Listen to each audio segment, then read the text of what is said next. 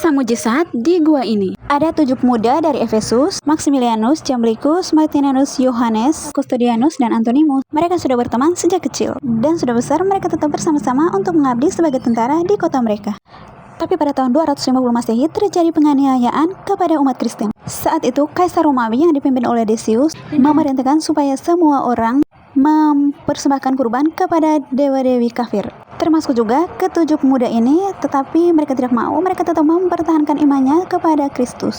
Dan si Decius, pemimpin Romawi tadi, ia membebaskan mereka karena dia berpikir suatu saat mereka bisa berubah pikiran, karena dia mau pergi ke kampanye militer. Dan sepulangnya dari kampanye militer, dia menemukan ketujuh pemuda tersebut ternyata sudah kabur atau melarikan diri dan masuk ke dalam sebuah gua. Dan si Decius ini tahu kalau mereka itu masuk ke dalam sebuah gua, dan dia pun memerintahkan prajuritnya untuk menutup pintu gua dari luar dan tutup pakai batu besar. Dan kalian bisa bayangkan mereka ada di dalam, dan sudah pasti mereka tidak akan bisa keluar dari gua tersebut. Di dalam gua ditutup, gelap gulita, tidak ada makanan minuman. Sudah pasti endingnya tidak akan selamat, guys. Dan gua itu tidak pernah dibuka lagi selama 2 abad. Bayangkan selama 2 abad sudah pasti di dalamnya sudah jadi tengkorak. Tapi tahukah kalian, ternyata Tuhan menunjukkan kuasanya, mujizatnya. Ketujuh pemuda ini dibuat tertidur pula selama 2 abad. Di sekitar tahun 400 sampai 450 Masehi, di bawah Kaisar Theodosius memerintahkan untuk membuka pintu gua tersebut.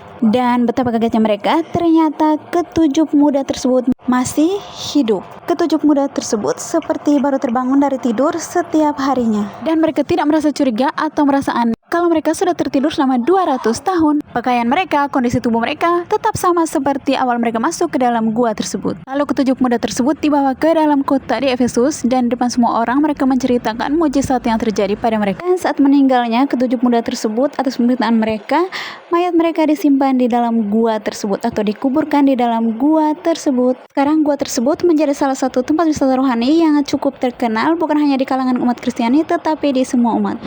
Oke, sekian saja. Jangan lupa follow, like, komen, dan share.